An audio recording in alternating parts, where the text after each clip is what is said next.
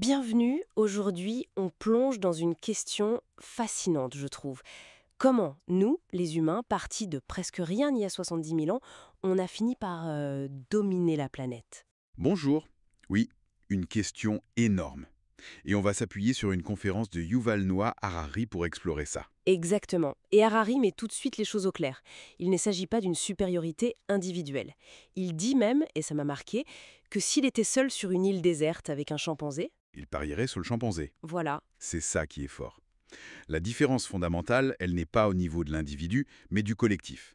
Sa thèse, c'est que Homo sapiens domine parce qu'on est la seule espèce capable de coopérer de manière flexible et en très très grand nombre. D'accord, flexible et en grand nombre, c'est ça la combinaison clé. Parce que bon, d'autres animaux coopèrent, non? Je pense aux abeilles, aux fourmis, elles sont des millions, hein? Oui, tout à fait. Mais leur coopération, elle est massive, c'est vrai, mais elle est incroyablement rigide. C'est inscrit dans leur génétique en quelque sorte. Rigides, c'est-à-dire? Bah, une ruche ne va pas soudainement décider de changer de régime politique, de devenir une république d'abeilles. C'est impossible. Leur structure sociale est fixe. Je vois. Ok, ça c'est pour les insectes. Et les autres mammifères alors? Les loups, les chimpanzés, nos plus proches cousins, ils sont flexibles? Oui, beaucoup plus flexible. Ils peuvent changer d'alliance, adapter leur stratégie. Mais, et c'est le mais crucial, seulement en petits groupes. Pourquoi seulement en petits groupes? Parce que leur coopération flexible repose sur la connaissance personnelle, intime. Un chimpanzé connaît les autres membres de son groupe. Il sait à qui faire confiance, qui défier. Mettez 100 000 chimpanzés ensemble dans un stade. Ah oui, j'imagine. Le chaos total. Exactement. Pas de coopération à cette échelle. Donc, on a d'un côté la coopération massive, mais rigide, de l'autre la coopération flexible, mais limitée. Et nous? Alors, qu'est-ce qui nous rend si spéciaux? Quel est notre truc? C'est notre imagination, notre capacité à créer et surtout à croire collectivement à des fictions, à des histoires. Des histoires? Des fictions, ça semble un peu léger comme explication pour dominer le monde, non? Ah, mais attention. Quand Harari parle de fiction, il ne parle pas de mensonges ou de contes de fées.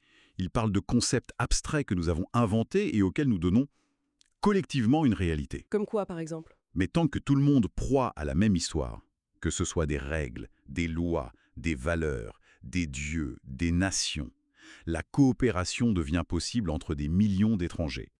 Pensez-y, vous ne pouvez pas convaincre un chimpanzé de vous donner une banane aujourd'hui en lui promettant des bananes illimitées au paradis des chimpanzés. Oui, vu comme ça. C'est vrai, on est les seuls à croire à ce genre de promesses, de concepts. Exactement. Et ces histoires, elles sont partout. Pas seulement la religion, bien sûr, avec Dieu, le paradis, l'enfer. Non, j'imagine bien. Pensez au domaine juridique, les droits de l'homme. C'est une histoire magnifique, fondamentale pour nos sociétés. Mais ce n'est pas une réalité biologique qu'on peut mesurer sous un microscope.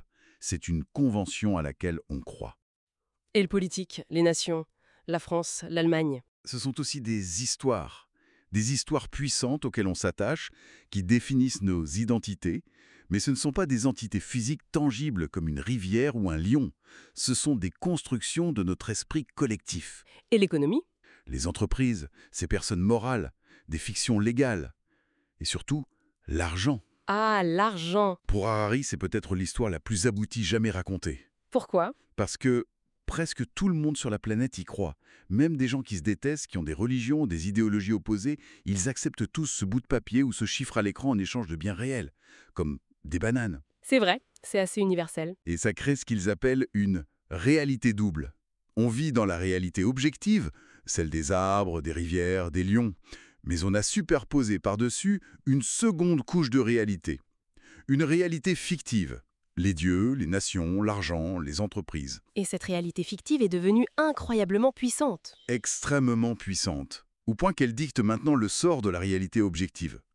Le sort des vrais arbres et des vrais lions dépend des décisions prises au nom de fictions comme les États ou les sociétés anonymes. C'est une perspective vertigineuse.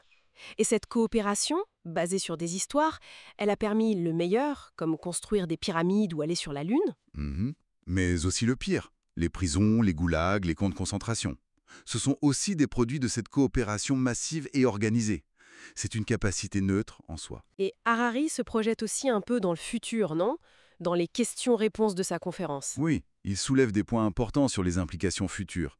notamment avec l'avancée de la technologie, de l'intelligence artificielle. Ah oui, cette idée un peu glaçante d'une possible classe de personnes inutiles si l'IA devient meilleure que nous dans la plupart des tâches. La grande question du 21e siècle pourrait devenir, au fond, à quoi servent encore les humains? Ce n'est pas une prédiction ferme, hein. Il insiste là-dessus. C'est une possibilité parmi d'autres. Une autre serait une division de l'humanité, peut-être même en castes biologiques différentes, si les technologies d'amélioration ne sont accessibles qu'à une élite fortunée. Encore une fois, ça dépendra des histoires qu'on se raconte. Donc pour résumer notre exploration d'aujourd'hui, si on domine la planète, ce n'est pas parce qu'on est intrinsèquement plus fort ou plus intelligent individuellement. C'est grâce à notre capacité unique, issue de l'imagination, à tisser et à croire ensemble à des récits communs. Des récits qui permettent cette coopération flexible et à une échelle sans précédent dans le règne animal. Et ça nous laisse avec une dernière pensée, peut-être? Oui, une réflexion pour ceux qui nous écoutent. Si notre monde est à ce point façonné par les histoires que nous nous racontons collectivement, quelle est notre responsabilité, à chacun et ensemble, quant aux histoires que nous choisissons de croire, de perpétuer, de propager aujourd'hui? Et comment les nouveaux récits que nous allons construire détermineront non seulement notre futur, mais aussi celui de toute la planète. Voilà une question essentielle à méditer.